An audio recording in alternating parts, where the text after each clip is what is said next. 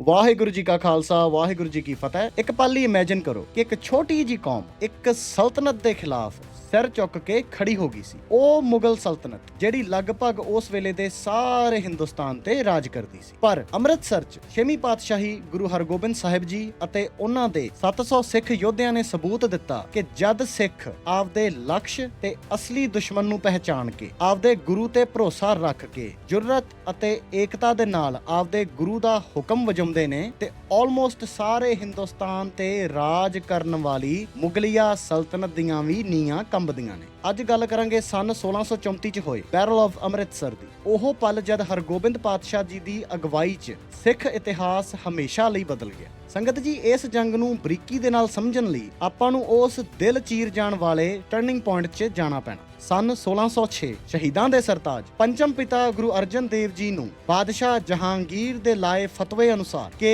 ਗੁਰੂ ਅਰਜਨ ਦੇਵ ਜੀ ਨੇ ਨਾ ਤੇ ਇਸਲਾਮ ਕਬੂਲਿਆ ਤੇ ਨਾ ਧਰਮ ਦਾ ਪ੍ਰਚਾਰ ਕਰਨਾ ਬੰਦ ਕੀਤਾ ਅਤੇ ਸਨਾਤਨ ਧਰਮ ਛੱਡ ਕੇ ਤਲਵਾਰ ਦੇ ਡਰੋਂ ਮੁਸਲਮਾਨ ਹੋ ਚੁੱਕੇ ਹਿੰਦੂਆਂ ਨੂੰ ਪੰਚਮ ਪਿਤਾ ਘਰ ਵਾਪਸੀ ਕਰਾ ਰਹੇ ਸਨ। ਇਸ ਕਰਕੇ ਉਹਨਾਂ ਨੂੰ ਤੱਤੀ ਤਵੀ ਤੇ ਬਹਾ ਕੇ ਸ਼ਹੀਦ ਕਰ ਦਿੱਤਾ ਗਿਆ ਸੀ, ਜਿਨ੍ਹਾਂ ਬਾਰੇ ਬਾਈ ਦ ਵੇ ਜਹਾਂਗੀਰ ਆਪਣੀ ਆਟੋਬਾਇਓਗ੍ਰਾਫੀ ਤੁਜ਼ਕ-ਏ-ਜਹਾਂਗੀਰੀ 'ਚ ਫਰਮਾਉਂਦਾ ਹੈ ਕਿ 5 ਦਰਿਆਵਾਂ ਦੀ ਧਰਤੀ ਤੇ ਇੱਕ ਬਹਿਰੂਪੀਆ ਹਿੰਦੂ ਸੰਤ ਅਰਜਨ ਦੇਵ ਮੁਸਲਮਾਨਾਂ ਨੂੰ ਹਿੰਦੂ ਕਰ ਰਿਹਾ ਸੀ, ਸੋ ਇਸ ਕਰਕੇ ਉਹਦੇ ਉੱਤੇ ਕਾਰਵਾਈ ਕਰਨਾ ਜ਼ਰੂਰੀ ਸੀ। ਸੰਗਤ ਜੀ, ਇਹ ਸਿੱਖ ਕੌਮ ਦੀ ਪਹਿਲੀ ਸ਼ਹਾਦਤ ਸੀ ਤੇ ਉਹ ਵੀ ਆਪਣੇ ਗੁਰੂ। ਉਹ ਸ਼ਹਾਦਤ ਜਿਹਨੇ ਸਿੱਖੀ ਨੂੰ ਹਮੇਸ਼ਾ ਲਈ ਬਦਲਤਾ। ਉਹਨਾਂ ਦੇ ਸਾਹਿਬਜ਼ਾਦੇ ਤੇ ਛੇਵੇਂ ਨਾਨਕ ਗੁਰੂ ਹਰਗੋਬਿੰਦ ਪਾਤਸ਼ਾਹ ਜੀ ਨੇ ਇੱਕ ਧਾਰਮਿਕ ਕ੍ਰਾਂਤੀ ਦੇ ਨਾਲ ਜਵਾਬ ਦਿੱਤਾ। ਪਾਤਸ਼ਾਹ ਨੇ ਸਿੱਖੀ 'ਚ ਮੀਰੀ ਅਤੇ ਪੀਰੀ ਦਾ ਜਿਹੜਾ ਪ੍ਰਿੰਸੀਪਲ ਹੈ ਉਹਨੂੰ ਇੰਟਰੋਡਿਊਸ ਕੀਤਾ। ਮੀਰੀ ਟੈਂਪੋਰਲ ਐਂਡ ਪੋਲੀਟੀਕਲ ਪਾਵਰ ਯਾਨੀ ਸੰਸਾਰੀ ਅਤੇ ਰਾਜਨੀਤਿਕ ਸ਼ਕਤੀ। ਪੀਰੀ ਸਪਿਰਿਚੁਅਲ ਅਥਾਰਟੀ ਯਾਨੀ ਰੂਹਾਨੀ ਅਧਿਕਾਰ। ਪਾਤਸ਼ਾਹ ਨੇ 2 ਕਿਰਪਾਨਾਂ ਧਾਰਨ ਕੀਤੀਆਂ, ਜਿਸ ਦਾ ਮਤਲਬ ਸੀ ਕਿ ਸਿੱਖ ਸੰਤ ਵੀ ਨੇ ਤੇ ਸਿਪਾਹੀ ਵੀ ਨੇ। ਉਹਨਾਂ ਨੇ ਹਰਿਮੰਦਰ ਸਾਹਿਬ ਜੀ ਦੇ ਸਾਹਮਣੇ ਅਕਾਲ ਤਖਤ ਦੀ ਸਥਾਪਨਾ ਕੀਤੀ ਤੇ ਅਕਾਲ ਦਾ ਤਖਤ ਬਣਾਇਆ ਤੇ ਪਰਮਾਤਮਾ ਆਪ ਉੱਥੇ ਵਿਰਾਜਮਾਨ ਹੋਇਆ। ਹੁਣ ਸਿੱਖੀ ਸਿਰਫ ਇੱਕ ਧਾਰਮਿਕ ਲਹਿਰ ਨਹੀਂ ਰਹਿ ਗਈ ਸੀ, ਪਰ ਇਹ ਇਸਲਾਮਿਕ ਕੱਟੜਵਾਦੀਆਂ ਨਾਲ ਟੱਕਰ ਲੈਣ ਵਾਲਾ ਧਾਰਮਿਕ ਯੋਧਿਆਂ ਦਾ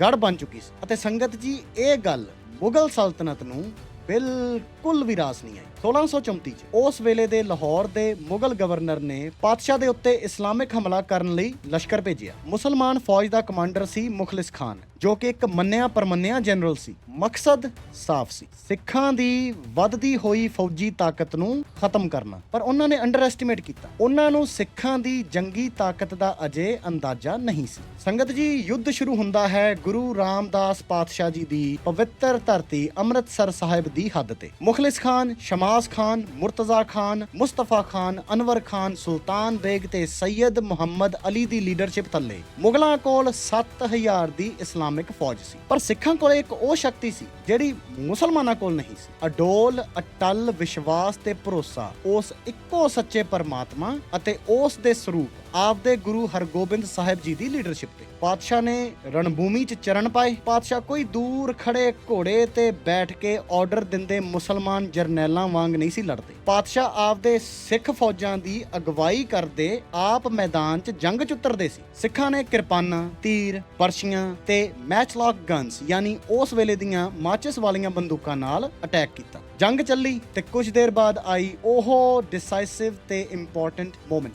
ਹੁਣ ਦੋਨਾਂ ਦੇ ਦਰਮਿਆਨ ਕੋਈ ਫੌਜੀ, ਕੋਈ ਘੋੜੇ, ਕੋਈ ਹਾਥੀ ਨਹੀਂ ਸਨ। ਹੁਣ ਪਾਤਸ਼ਾਹ ਤੇ ਮੁਖਲਿਸ ਖਾਨ ਜੰਗ ਦੇ ਮੈਦਾਨ 'ਚ ਆਮੋ ਸਾਹਮਣੇ ਸਨ ਤੇ ਫੇਰ ਹੋਇਆ ਇੱਕ ਭਿਆਨਕ ਮੁਕਾਬਲਾ, ਤਲਵਾਰਾਂ ਦਾ ਦੰਗਲ ਅਤੇ ਅੰਤ 'ਚ ਮੁਸਲਮਾਨਾਂ ਦਾ ਸੈਨਾਪਤੀ ਮੁਖਲਿਸ ਖਾਨ ਬਿਨਾਂ ਸਾਹ ਤੋਂ ਜ਼ਮੀਨ ਤੇ ਪਾਇਆ ਦਿਸਿਆ ਅਤੇ ਆਪਦੇ ਸੈਨਾਪਤੀ ਨੂੰ ਸੋਧਿਆ ਗਿਆ ਵੇਖ ਕੇ ਮੁਗਲਿਆ ਫੌਜ ਉੱਥੋਂ ਮੈਦਾਨ ਛੱਡ ਕੇ ਭੱਜ ਗਈ। ਸਿੱਖ ਪੰਥ ਦੀ ਇੱਕ ਸ਼ਾਨਦਾਰ ਫਤਿਹ ਹੋਈ। ਹੁਣ ਤੁਸੀਂ ਸੋਚਦੇ ਹੋਵੋਗੇ ਕਿ ਇਹ ਜੰਗ ਮਾਇਨੇ ਕਿਉਂ ਰੱਖਦੀ ਹੈ, ਇੰਪੋਰਟੈਂਟ ਕਿਉਂ ਹੈ? ਕਿਉਂਕਿ ਇਹ ਸਿਰਫ ਇੱਕ ਮਿਲਟਰੀ ਵਿਕਟਰੀ ਨਹੀਂ ਸੀ। ਇਸ ਜੰਗ ਨੇ ਇੱਕ ਬਹੁਤ ਡੂੰਘੀ ਚੀਜ਼ ਸਾਬਤ ਕੀਤੀ ਕਿ ਨਾ ਸਿਰਫ ਸਿੱਖ ਆਪਦੀ ਰੱਖਿਆ ਕਰ ਸਕਦੇ ਨੇ, ਪਰ ਸਿੱਖ ਇਹਨਾਂ ਮਲੇਛਾਂ ਦੇ ਨਾਲ ਲੜ ਸਕਦੇ ਨੇ ਤੇ ਇਹਨਾਂ ਨੂੰ ਹਰਾ ਨਸਾ ਸਕਦੇ ਨੇ। 1634 ਚ ਹੋਈ ਇਸ ਜੰਗ ਨੇ ਸਿੱਖਾਂ ਦੀ ਏਕਤਾ ਅਤੇ ਹੌਸਲੇ ਨੂੰ ਹੋਰ ਮਜ਼ਬੂਤ ਕਰ ਦਿੱਤਾ। ਸਿੱਖਾਂ ਦੀ ਸੰਤ ਸਿਪਾਹੀ ਵਾਲੀ ਪਹਿਚਾਣ ਇਸ ਦਿਨ ਐਸਟੈਬਲਿਸ਼ ਹੋਈ ਸੀ। ਸੰਗਤ ਜੀ, ਅਸਲ ਸਿੱਖ ਇਤਿਹਾਸ ਸਾਨੂੰ ਇੱਕ ਬਹੁਤ ਤਕੜਾ ਲੈਸਨ ਸਿਖਾਉਂਦਾ ਹੈ। 1634 ਦੇ 700 ਸਿੱਖ ਕੋਈ ਸ਼ਕਤੀਮਾਨ ਨਹੀਂ ਸਨ। ਉਹ ਕਿਸਾਨ ਸਨ, ਉਹ ਦੁਕਾਨਦਾਰ ਸਨ ਅਤੇ ਉਹ ਆਮ ਆਦਮੀ ਸਨ, ਪਰ ਉਹ ਸਾਰੇ ਸਰ ਜੋੜ ਕੇ ਇੱਕ ਹੋ ਕੇ ਖੜ ਗਏ ਸੀ ਤੇ ਉਹਨਾਂ ਨੇ ਫੈਸਲਾ ਕੀਤਾ ਸੀ ਕਿ ਉਹਨਾਂ ਨੇ ਆਪਣੇ ਗੁਰੂ ਦਾ ਹੁਕਮ ਵਜਾਉਣਾ ਤੇ ਫਿਰ ਉਹ ਮੁਗਲਾਂ ਤੋਂ ਰੋਕੇ ਨਹੀਂ ਸੀਗੇ। ਇਹ ਇੱਕ ਅਸਲ ਸਬਕ ਹੈ ਜਿਹੜਾ ਸਾਨੂੰ ਸਿੱਖਣਾ ਪੈਣਾ। ਸੰਗਤ ਜੀ, ਇਤਿਹਾਸ ਗਵਾਹ ਹੈ ਕਿ ਜਦ ਸਿੱਖਾਂ 'ਚ ਫੁੱਟ ਪਈ ਤਦ ਸਿੱਖ ਭਟਕੇ ਸਨ ਤੇ ਅਲੱਗ-ਅਲੱਗ ਮਨਸੂਬਿਆਂ ਦੀਆਂ ਅਲੱਗ-ਅਲੱਗ ਦਿਸ਼ਾ 'ਚ ਚੱਲਣ ਦੀ ਕੋਸ਼ਿਸ਼ ਕਰ ਰਹੇ ਸਨ ਤੇ ਆਪਣੀ ਤਾਕਤ ਖਤਮ ਹੋਈ ਤੇ ਦਸ਼ਾ ਬਹੁਤ ਮਾੜੀ ਹੋਈ ਸੀ। ਪਰ ਸੰਗਤ ਜੀ, ਇਤਿਹਾਸ ਇਸ ਚੀਜ਼ ਦੀ ਵੀ ਗਵਾਹੀ ਦਿੰਦਾ ਹੈ ਕਿ ਜਦ ਸਿੱਖ ਇੱਕ ਹੋਏ ਤੇ ਆਪਦੇ ਗੁਰੂ ਦਾ ਹੁਕਮ ਵਜਾਉਣ ਲਈ ਉਤਰੇ ਤੇ ਤਦ ਆਪਾਂ ਕੀ ਨਹੀਂ ਹਾਸਲ ਕੀਤਾ। ਛੇਵੇਂ ਨਾਨਕ ਦੇ ਯੋਧੇ ਇਸ ਚੀਜ਼ ਦਾ ਸਬੂਤ ਨੇ। ਸੋ ਅੱਜ ਸਿੱਖ ਪੰਥ ਨੂੰ ਮੇਰੇ ਵੱਲੋਂ ਸਿਰਫ 2 ਸਵਾਲ ਨੇ। ਪਹਿਲਾ, ਕੀ ਅਸੀਂ ਅੱਡ ਹੋ ਕੇ ਖਤਮ ਹੋਣਾ ਜਾਂ ਅਸੀਂ 1634 ਵਾਲੇ ਸਿੱਖਾਂ ਅਤੇ ਸਿੱਖ ਮਿਸਲਾਂ ਵਾਂਗ ਇੱਕ ਹੋ ਕੇ ਆਪਦੇ ਗੁਰੂ ਦਾ ਹੁਕਮ ਵਜਾਉਣਾ। ਤੇ ਮੇਰਾ ਦੂਜਾ ਸਵਾਲ, ਖਾਲਸੇ ਦੀ ਡਿਕਸ਼ਨਰੀ 'ਚ ਇਹਨਾਂ ਮਲੇਸ਼ਾਂ ਤੋਂ ਡਰ ਨਾਮ ਦੀ ਸ਼ੈ ਕਦ ਤੋਂ ਆ ਗਈ? ਗੱਜ ਕੇ ਚਕਾਰੇ ਗਜਾਵੇ, ਨਿਹਾਲ ਹੋ ਜਾਵੇ ਸਾਹਿਬ ਸ੍ਰੀ ਗੁਰੂ ਹਰਗੋਬਿੰਦ ਜੀ ਦੇ ਮਨ ਨੂੰ ਭਾਵੇ। ਸਤਿ ਸ੍ਰੀ ਅਕਾਲ।